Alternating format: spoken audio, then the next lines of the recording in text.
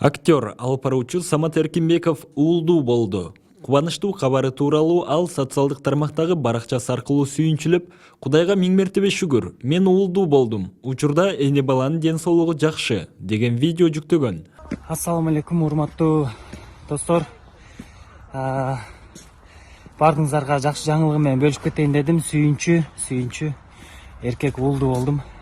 Буюрса жакшы тилектерден айтып, жакшы дубаларыңыздардан жазып коюңуздар.